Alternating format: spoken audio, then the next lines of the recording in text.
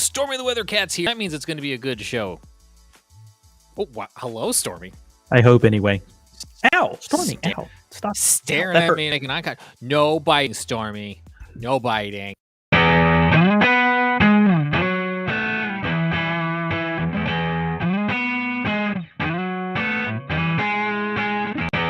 Were you telling me not to bite Stormy? That's right. Frank, don't bite the cat. Show title!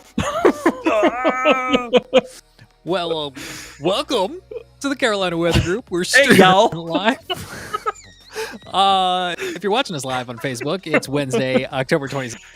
I'm James Brierton in Charlotte. That's Frank Strait in Columbia, South Carolina. Hello to all of you watching elsewhere or listening to the audio podcast. If you are watching live with us, I hope you will engage with us.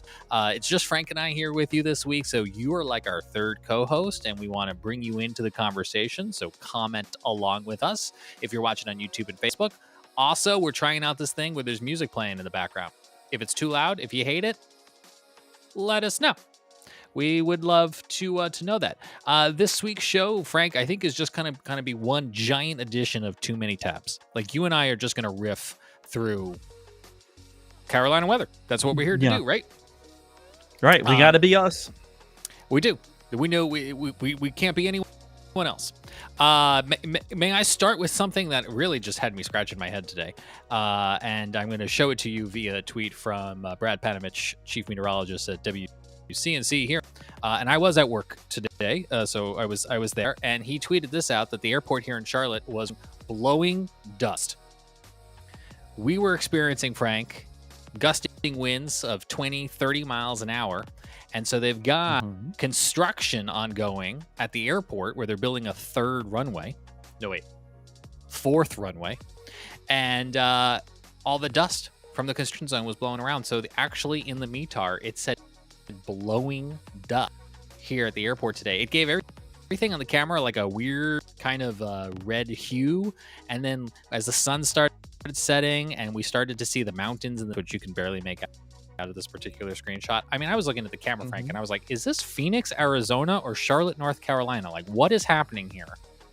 I actually replied to Brad's tweet on that saying, welcome to West Texas, because that blowing dust happens out there all the time. Oh, and you also replied, the airport replied. The airport wrote, Brad's throwing straws? What does that mean? I don't know what that good means. Question. Yeah, I'm not sure what they're talking about either. Maybe cool kid slang for something, and I don't know what it means. Anyway, I was listening to air traffic control for a while, and pilots were actually asking the tower for crosswinds, because 20 or 30 mile per hour crosswinds. You know, the winds are going, I think the winds were coming in from the northwest. So anything like westerly as the planes were trying to land from north to south. I mean, we watched several planes do go-arounds because that wind was just ripping. That's my first tab. There's the observations. Whoops, wait a minute. That's okay. Charleston. Why do I have Charleston up there? I want Charlotte. I don't know. Why do you have Charleston? There's the observations. Yes. Do any of them say dust? Yeah, there it is. VCBLDU. That's blowing dust in the vicinity. Of course, there. That in the raw observations. It looks like your winds were gusting 24 knots. That's what, like 27 something, 28 miles an hour. And they were for most of the day. That'll be enough to kick up a little bit of blowing dust. With a temperature of 22 degrees Celsius and a dew point of -1 degree Celsius. You know, it's funny about the dew point. How about that? It really, besides the cold, cool mornings, the other indication that like fall is here is the static electricity in the air. Yeah. Have you found yourself like being shocked by it again? Yeah, 73 temperature, 31 dew point, relative humidity 21%. I know. Static electricity day today, huh? My office chair, my car. I was like, man, we are staticky around here today. Yeah, I was noticing the dry air here in Columbia myself. I did a little bit of laundry on my lunch break today, and since I was working from home, and put it out on a drying rack outside in the sun to dry out and save probably 50 cents worth on electricity today. How about that? Good job. Good job. Do we ping pong? Do you go with the next tab now? Oh, I get to do a tab now? Okay. Sure. I know most weeks I just marathon monologue and then we run out of time before you get to tabs. It's kind of like when Jim says he doesn't have time for Matt Damon at the end of his show, like religiously. Anyway, what do you got? I have Melissa. No, not my coworker Melissa, although I've been giving her a hard Melissa. time. Okay, yeah, sure. Yeah, I've been telling her, I've been watching her ever since she was off Sierra Leone a few days ago doing a little lazy swirl. I saw the best lower third today on the Weather Channel. It was Melissa Meander. Mm-hmm. And that's a fairly accurate description, is that Melissa's just kind of wandering around over the Caribbean Sea right now. I'm actually going to blow through like 4 or 5 tabs here, so hang on, Jim. Okay, I'll buckle in. Yep. Buckle up. It's going to be a bumpy ride. Anyway, Melissa is a tropical storm right now, and it's kind of disjointed because there's strong upper-level westerly winds causing vertical shear. The center of Melissa's right about there, I guess. You can barely see my cursor, but it's right about there where I'm jiggling the cursor. You want me to zoom in? And those upper-level... Yeah, that's a good idea. You can see it a little better. But the stronger thunderstorms are being blown off to the east by those strong winds aloft, and it's keeping Melissa from strengthening. If it weren't for these strong upper-level winds, it probably would already be a Category 2 hurricane by now because of the way it's because of how warm the waters are. I'll talk about that in a minute. But right now, it's still just a tropical storm. However, how many frames are we looking at there? It's like barely moving. Yeah. Wow. Yeah, there were a bunch of frames there. Like 20 right, like time is passing, but the storm's not moving. Right. Yeah, this is from the University of Wisconsin, and yeah, there's about 20 frames in there, and each one of them's 10 minutes apart. There, you can see the timestamp up there. Well, I guess you can't because you're zoomed in. Not if I zoomed it in. That starts at 21Z. It ends at 0050Z. So that's like almost 4 hours, something like 4 hours there. So. And no, it doesn't move very much because it's only moving at like 4 miles an hour. So it's barely moving at all. Anyway, there's the forecast for Melissa, which looks kind of strange. I'm not sure why, but anyway. Very bright. Yeah, very bright. I don't know why, because my screen doesn't look that way. Anyway, you can still see it there. And the thing is, Melissa's not going to move very much. It's going to drift northward slowly through Saturday, and then take a left and move at only a slightly faster pace off to the west. And during that time, the shear eventually relaxes, not through Thursday or Friday, but by Saturday it will. And when it does, kaboom! It's going to intensify and become a major hurricane by Sunday midday or afternoon. Because, well, that's a picture of the plot of the wind shear. I've already discussed that. It's pretty strong, but it's going to weaken. And Melissa's over some really, really warm waters. And like I said, that's the only thing that's holding it in check is that wind shear. Once the wind shear relaxes, it's likely to consolidate and intensify pretty quickly. Now, this is the sea surface temperature plotted with Melissa's track plotted over it. And the scale here runs from 26 degrees Celsius, which is 79 degrees Fahrenheit, to 32 degrees Celsius, which is a hair short of 90 Fahrenheit. So you can see the Melissa's over some of the warmest waters there. But not only that, the warm waters are very deep. And if I change the plot to show tropical cyclone heat potential, which I should move the forecast track on top there so you can actually see it. There, that's going to look a little better. So, not only do we have very warm sea surface temperatures, that warmth extends to considerable depth. So, in general, there's a lot of energy, just a vast amount available there in the waters of the Caribbean Sea, and so there's a very high ceiling on how strong Melissa can get once that shear relaxes. Especially with it moving toward these two little centers of extremely high ocean heat content. So untapped even though it's moving slowly, so even though Melissa's moving slowly, those waters, warmth is found at considerable depth, and even though Melissa's going to churn the water up, it's so warm to such significant depth that's not just because it's going to churn the water up doesn't mean it's going to result in the sea surface temperatures dropping all that much. So these waters are capable of sustaining a major hurricane, even a slow-moving one. And that's the reason why the ceiling is so high for Melissa with intensity, and why we're seeing some of the models just going with some ridiculously intense forecasts for Melissa. And if some of them, if they were to verify, they would be setting records. But let's not get ahead of ourselves. We're concerned about two things. First, how strong Melissa gets, and the other is exactly where it's going to go. Now, there's the official Hurricane Center forecast you see plotted there. That goes out to Monday, and Monday it's still over the Western Caribbean Sea and over hot water. But where does it go from there? Well, it depends on which model you believe. The GFS says it stays way out to sea. It's not a concern. You can see it there going over Jamaica and Cuba, and then just staying out over the Atlantic and staying far away from us. I wish that this was working better than it is. There's the European model. Let's look at that. Yeah, it is really bright. Anyway, European model.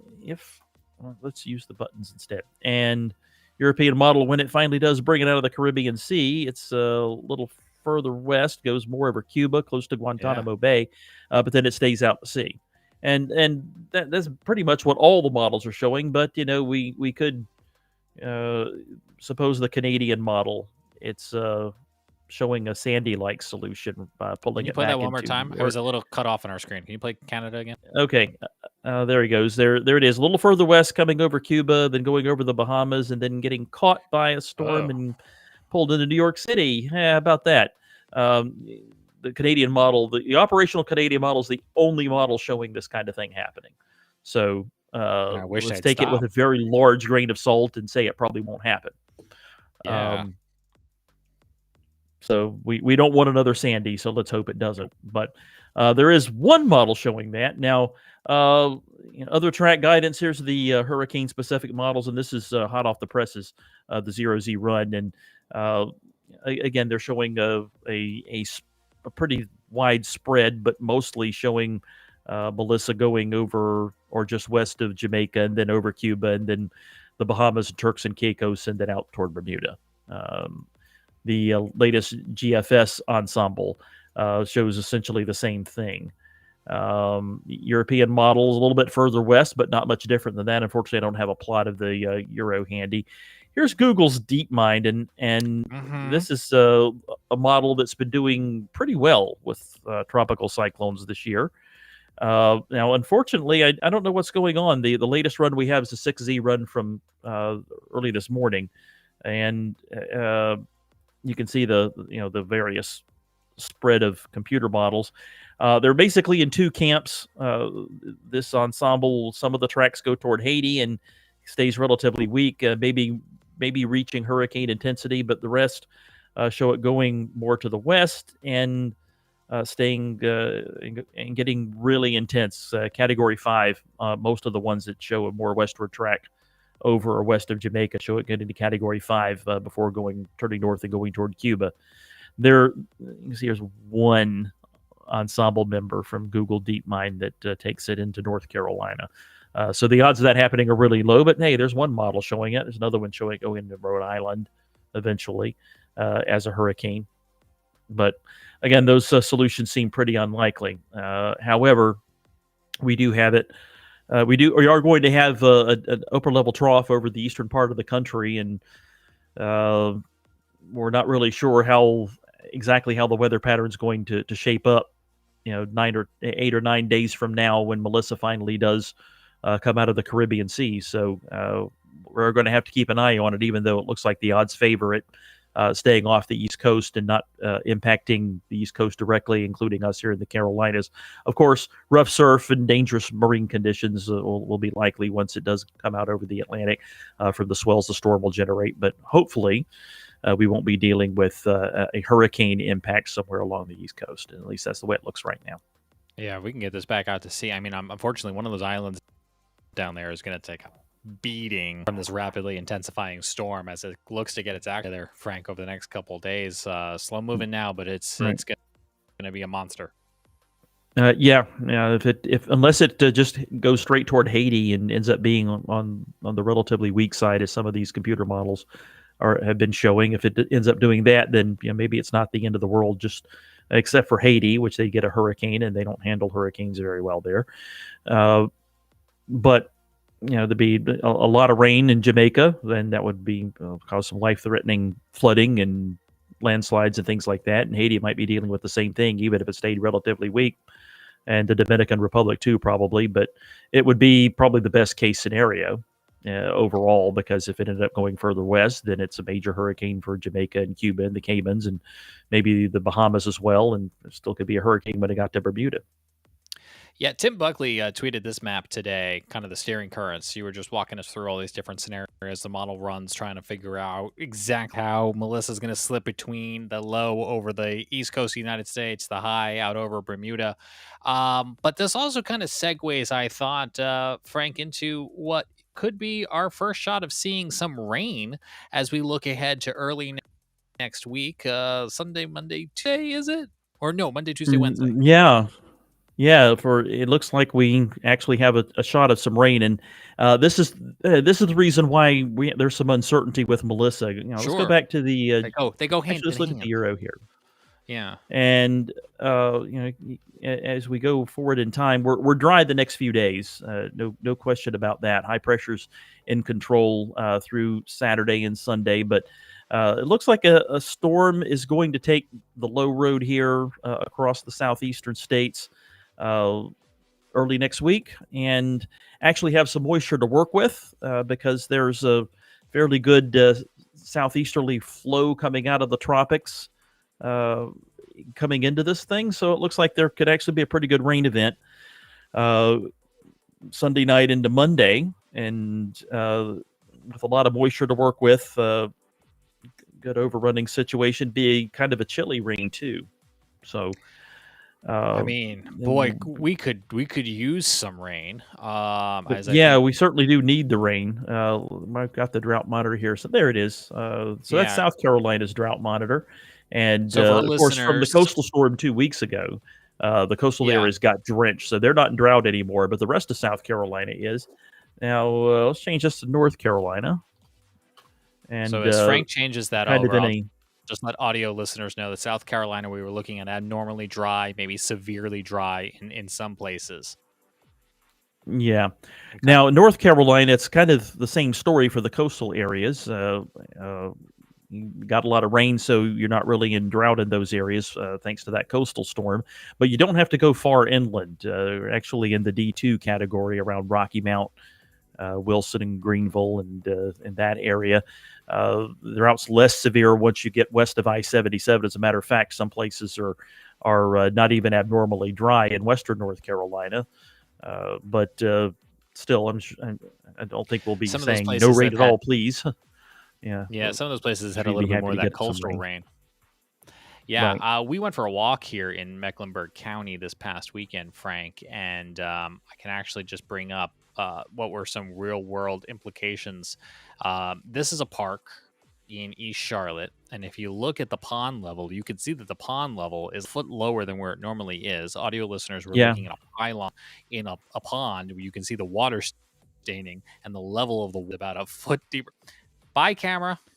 Come on back, camera.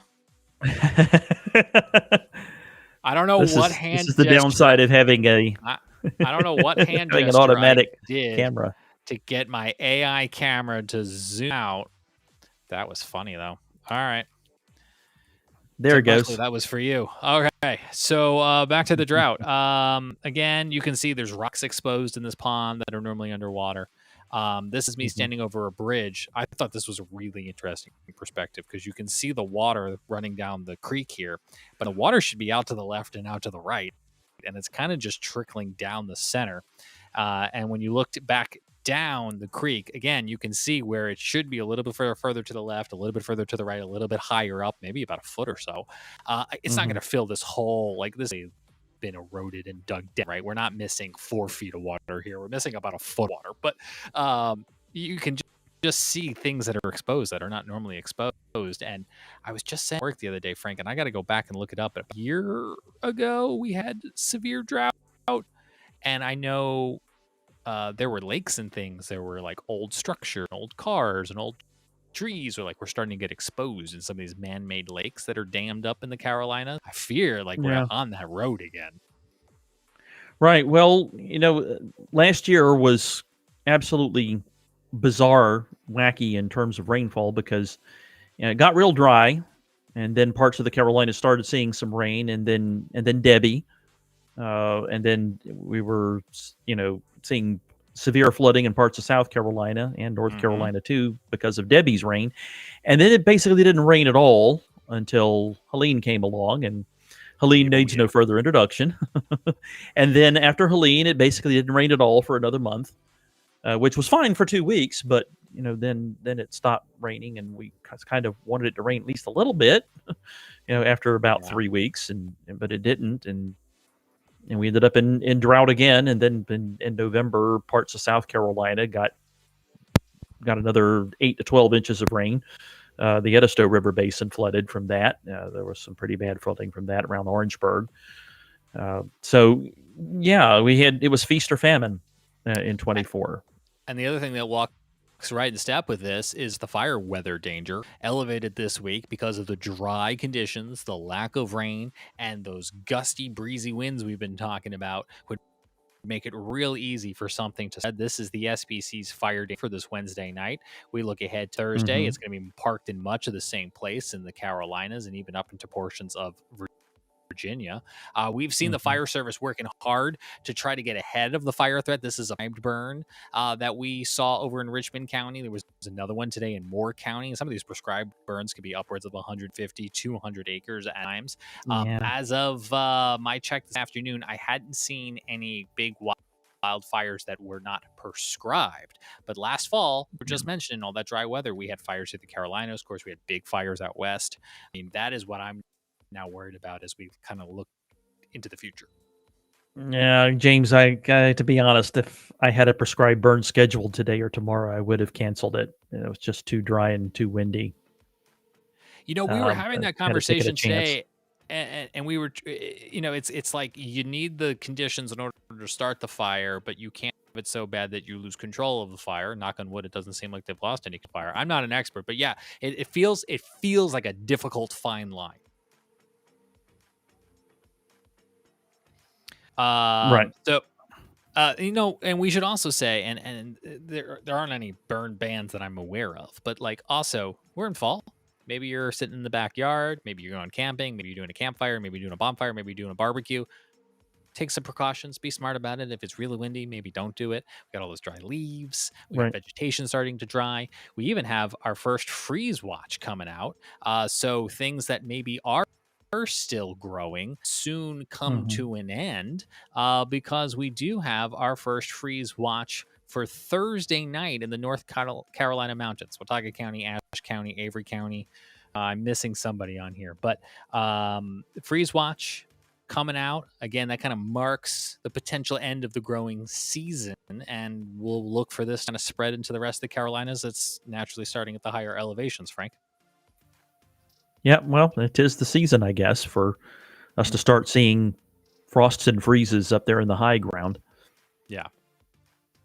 It certainly is. I'm going to pause there for just a moment and thank our sponsor of the Carolina Weather Group. That is Queensboro. You hear us talk about them each week. And as you likely know, when you're building your own brand, every detail matters, including what you wear. And Queensboro Shirt Company makes it easy with easy ordering, free logo setup, and no hidden fees. For more than 40 years, they've helped people and businesses share who they are with the world with their quality embroidery prints.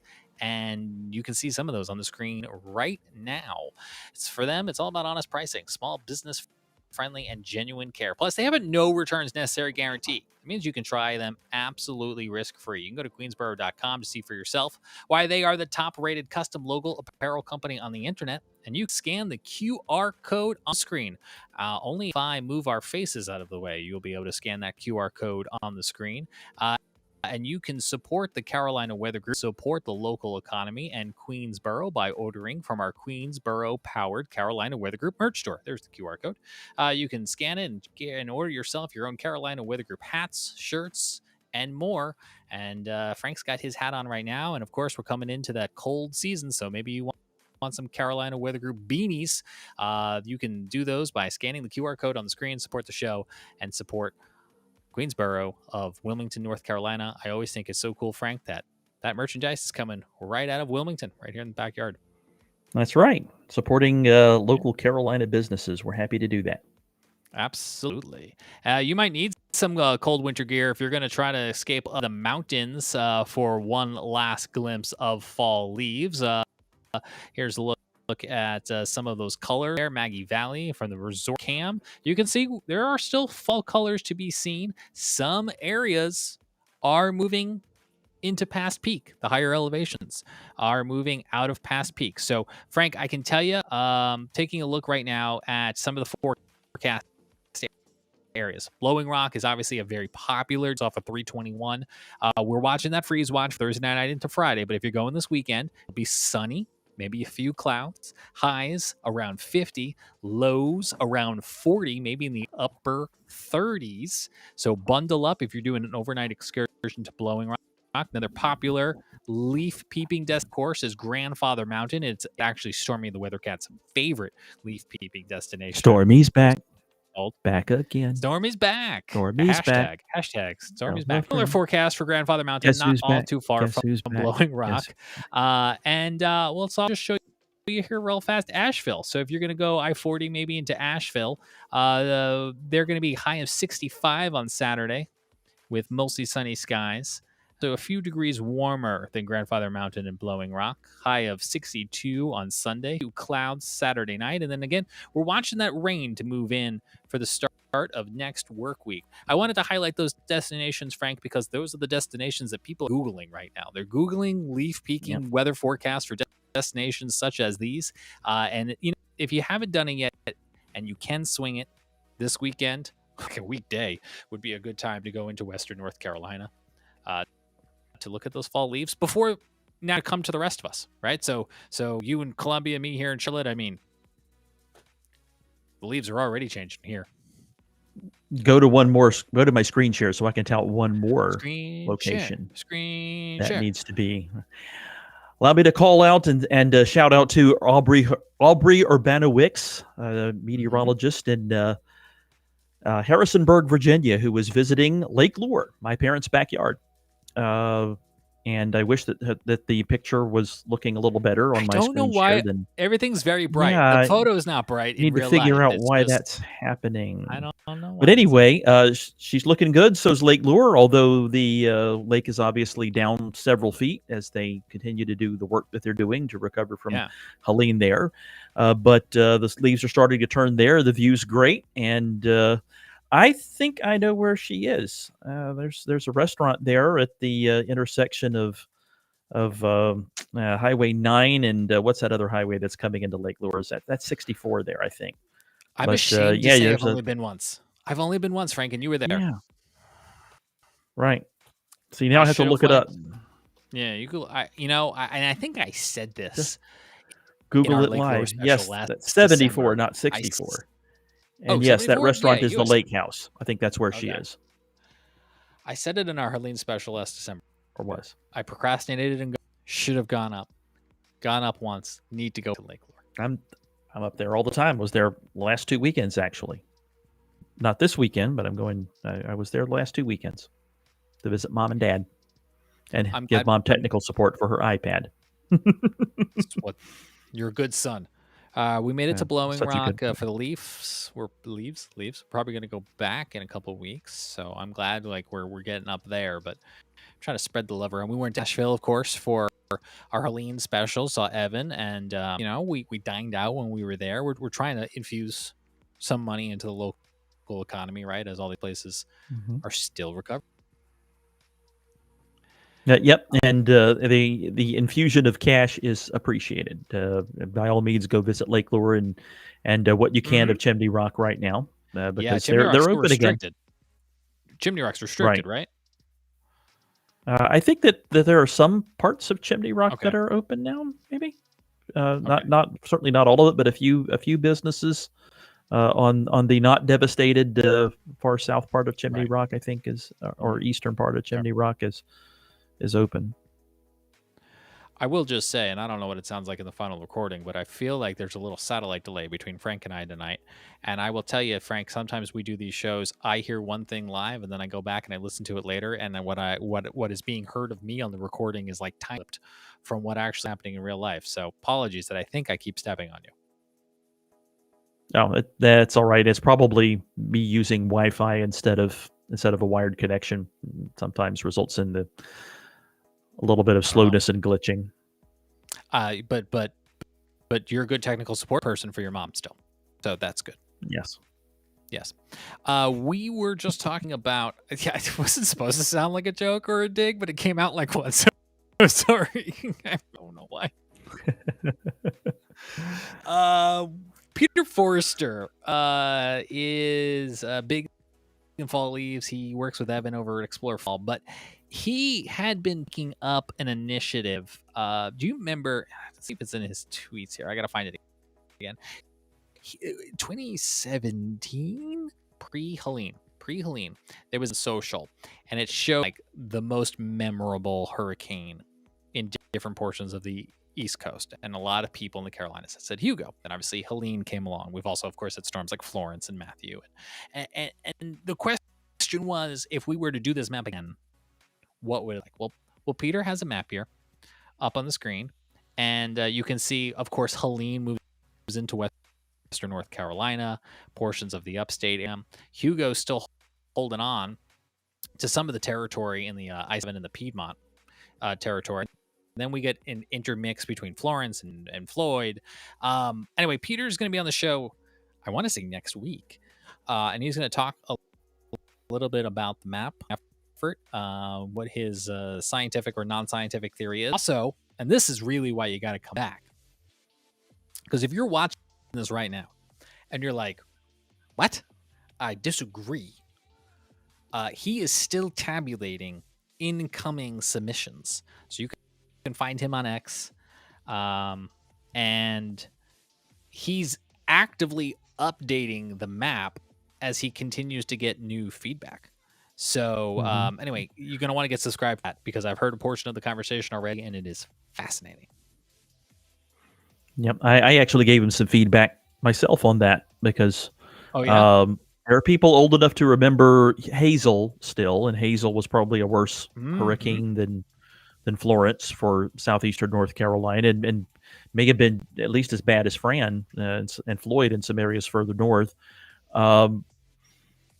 Gracie, 1959, the area that he has, I can't tell which hurricane that is that he has down there. Where? I guess I'll try and call it up on my screen here. Where is down there? Looks like Matthew down there.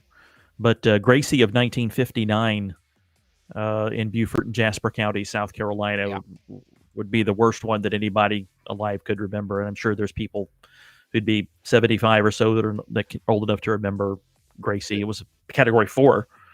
Yeah, we'll have to talk to Peter about how this all works, right? Because it's not necessarily like sense. It's not like the disaster value of the storm. It's not the number of injuries or fatalities. It is literally the storm. Remember, so when you start getting back to Hazel, was that 1952?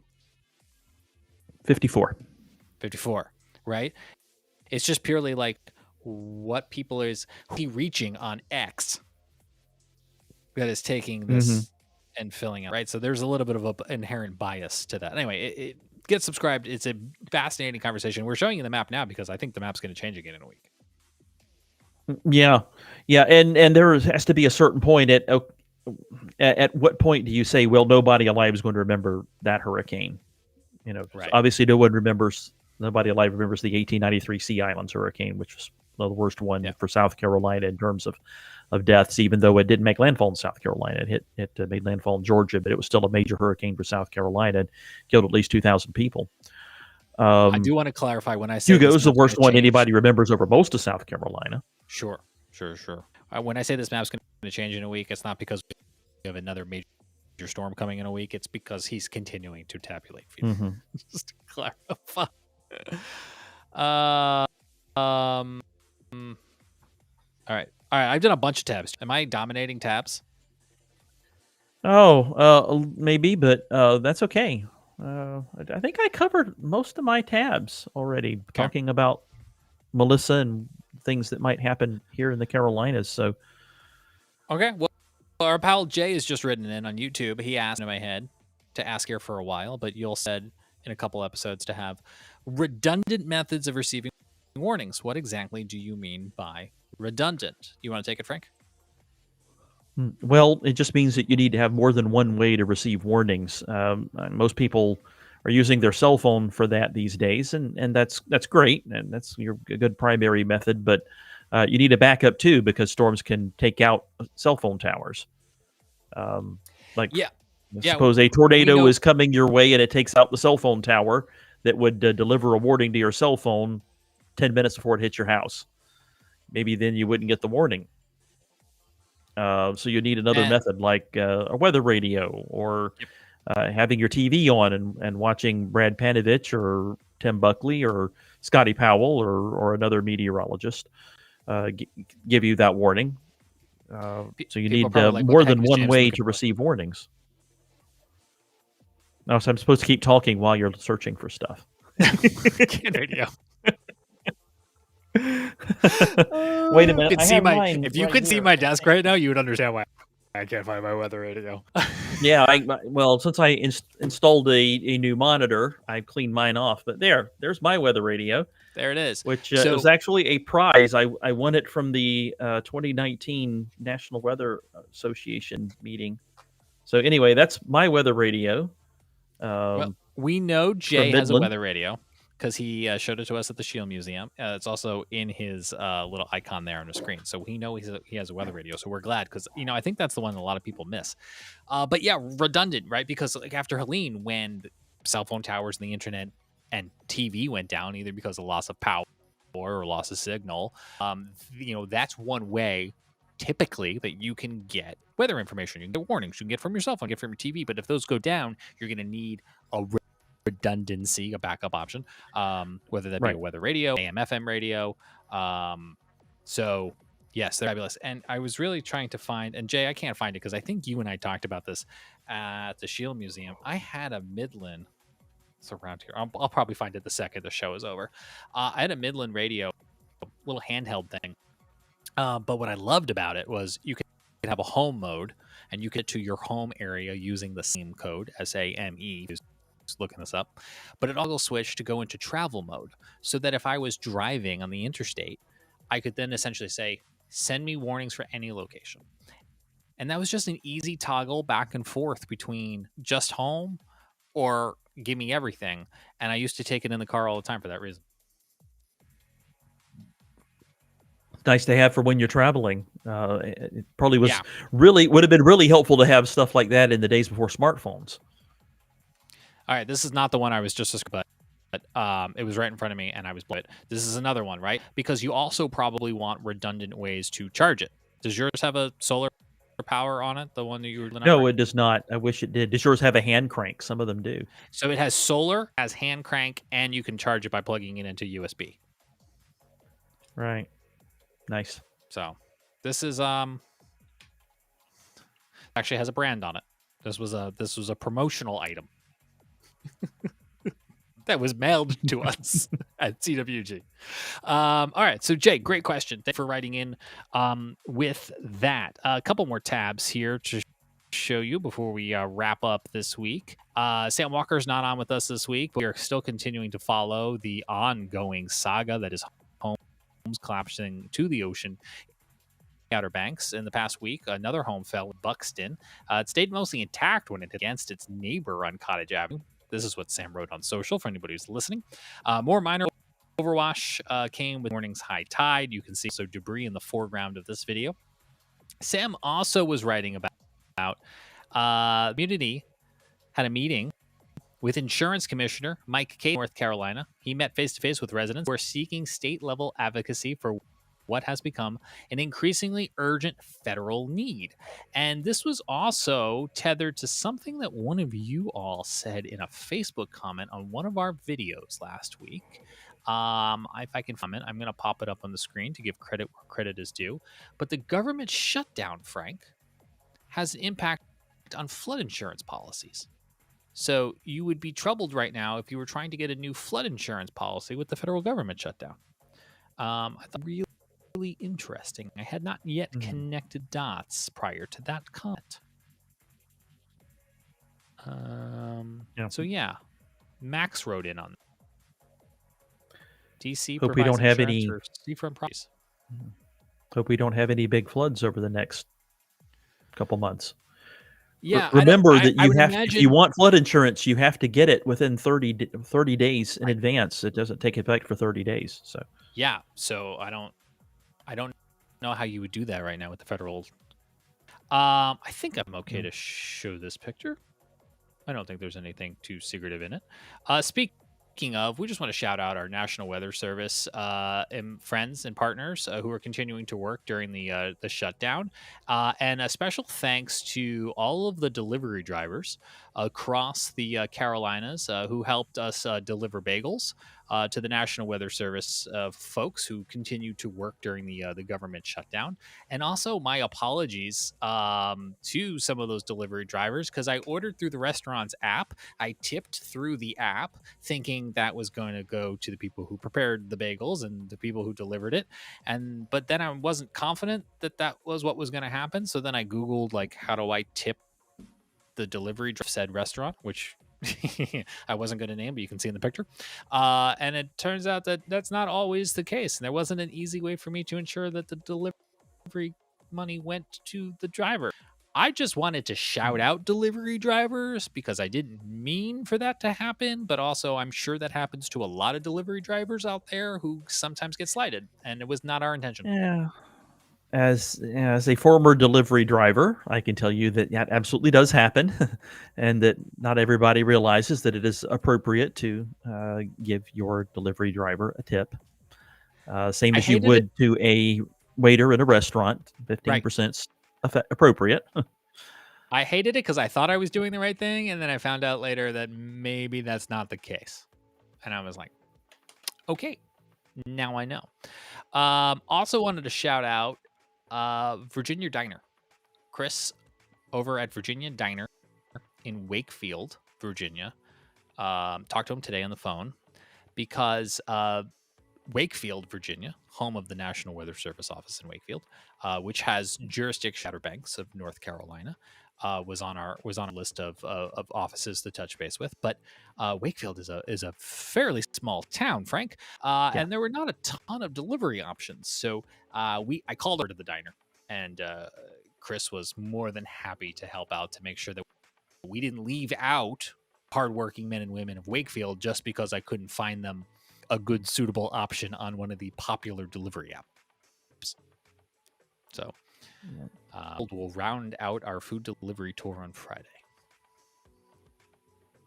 Yep, and we're happy to show some recognition to the hardworking people of the National Weather Service who are not getting paid right now.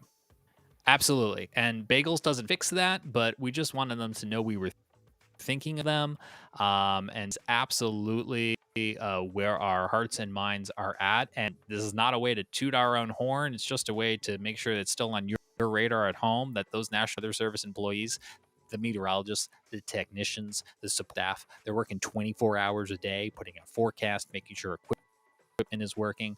And so one of the fine folks who help CWG, just know that some of our most recent Patreon money we've now turned around to make sure that those thinking of them. So if your name is scrolling at the bottom of the screen, or if you've recently joined us and I haven't updated the ticker yet, thanks to you as well at home for partaking in that grand effort. There are, I want to say, 8 places that cover the Carolinas: Wakefield, Blacksburg, Raleigh, GSP, Clea, Charleston, Moorhead, Wilmington. That's 8. Yeah. Right? I think you got them all. Phew. I don't know why I did that to myself. That would have been bad if I had left somebody. I'm glad you put yourself on the spot with that. I might have forgotten somebody. I got worried there for a moment. I definitely got worried there for a moment. I think I wanted to talk about next up on the screen. Tomorrow, if you're watching with us live here on this Wednesday night, tomorrow, our friends over at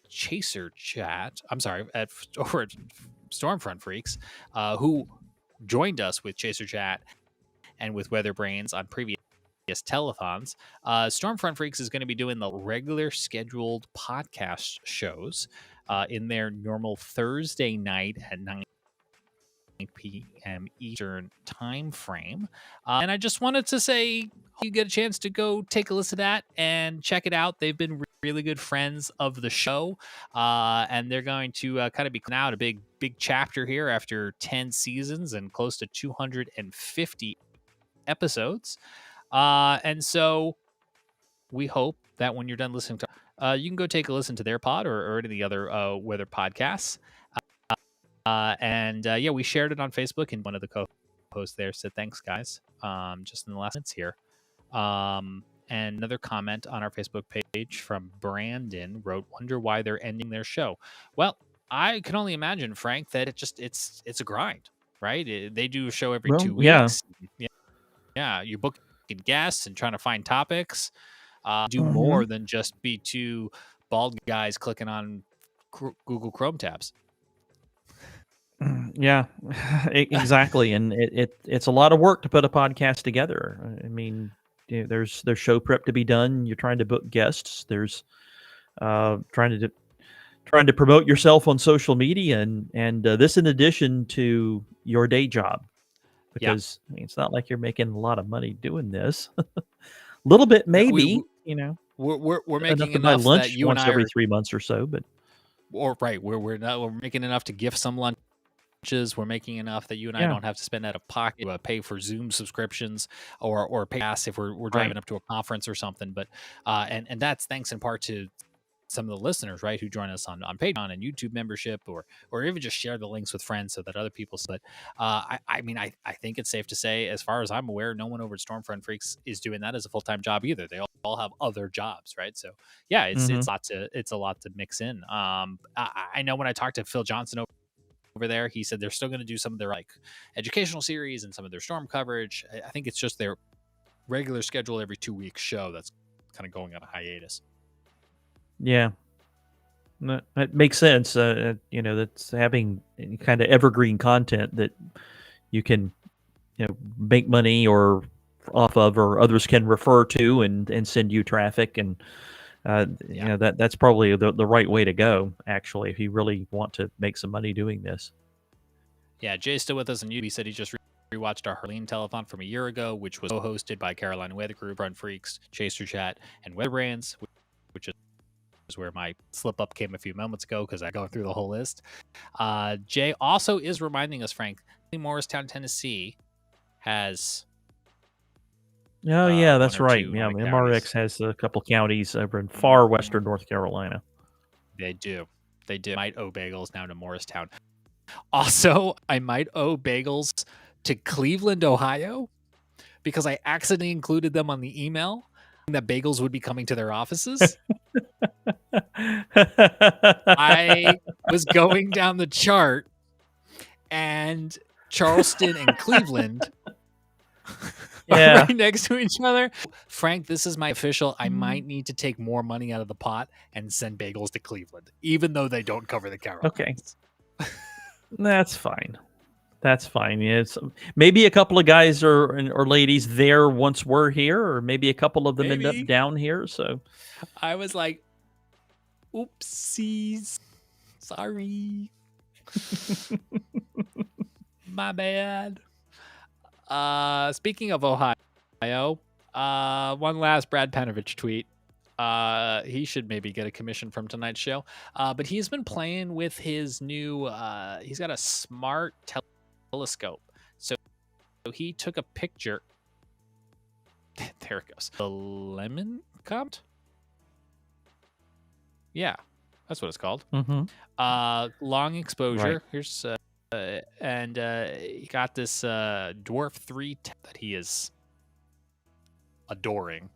And the thing, when you think telescope, Frank, you think like long tube, right? This thing is like a flat, kind of like phone looking thing that he just attaches to a tripod and sticks in his backyard, and it essentially does like long exposure photos. And I think he wrote this particular photo, tried 15-second exposures and then 30-second exposures, 15 to 20 frames stacked. So it's cool stuff. Right. Yeah. You think about telescopes that they're these big long tubes with a couple of lenses inside, but they don't have to be long tubes. They can be reflecting telescopes that are not very long and focus light using a mirror rather than several lenses. Yeah. So there is a common. I'm not sure exactly what Brad's telescope looks like, but I can show you. I didn't want to. This is not a commercial, but it looks like. Wait till you see this thing. It's so tiny. At least it looks tiny, like compared to a normal telescope. Like, look, it looks like. Oh, that is a little thing. Yeah. Look, here it comes. Got to go to B&H. That's their slogan. Yeah, right. Let's see. That is the littlest telescope I've ever seen. Yeah, I mean, look at it on it. Okay, it's bigger than a deck card. It looks like it's the size of a VHS tape. Yeah. If you're of a certain age, I'm impressed. Right. And even more impressive that it's only what, $550? It's $550. There it is. And that seems to be the prices that are selling it. Again, not an ad, but it was eye-opening to me to know that things like this exist. I did not know that smart telescopes exist in such a compact form factor. Yeah, I'm used to what you have on are actually a price that someone with a decent job could afford. $550. If you're really into astronomy, you could actually afford something like that. Not cheap. It's the cost of a cell phone. Yeah, cost of a mid-range cell phone, actually. Yeah. High-end cell phones are twice that.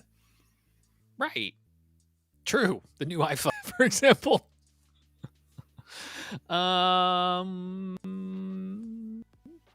completes my tabs. I got nothing else. And Stormy's not in the area at the time, so at this moment, so I don't think we'll get invaded again. No, I don't think so. But like hashtag Stormy's back. So, all right, well, get subscribed so you can be here when we talk to Peter about his crowdsourcing of the paint map. And again, he also works over the Explore Fall, so I'm sure he'll give us the latest on what he and Evan are up over there at Explore Fall. And maybe we get some nice rain and we can make a dent in the drought. That would be nice. I mean, don't get me wrong. I'm thankful that we're having sunny, dry weather. It's nice if you want to be outdoors. It's perfect outdoors weather. But we need the rain. It kind of stinks that it might come on the weekend. Some of it, maybe it comes late Sunday. But still, but if we can get the rain in before Halloween, right, that would be good. Right, yeah. Early indications are go back to the old screen share. What did Halloween look like? There's the 28th. What does it There's the look 29th. There's the 30th. The Euro has high pressure building in on Halloween. It's a little breezy. Couple showers up in the mountains. Oh, by the way, wouldn't surprise me if there were a few flakes in the air late next week in the mountains. Northwest flow stuff. At the high ground. You have to be way up high probably, but wouldn't shock me if that happened. Okay. I mean, it wasn't too long ago. We were talking about 80-degree weather. I think now. For the mountains, yeah, probably no more 80-degree weather for a while. No, I know. I just Columbia? For Columbia, I think it was 80 today here. It was really? Close. Yeah. Let's see here. Yeah, where do I keep my Columbia observations? So that's the area. There we go. And the high in Columbia today was 77. WABC. Yeah. 77 WABC, New York. All right. I'm going to leave it there. I don't know where to go from there anyway. So I'm James. That's Frank. And we'll see you back here next week for another edition of the Carolina Weather Group. And we hope that you're well. And we hope you stay well until we talk to you again. Good night. Bye-bye. Night, y'all.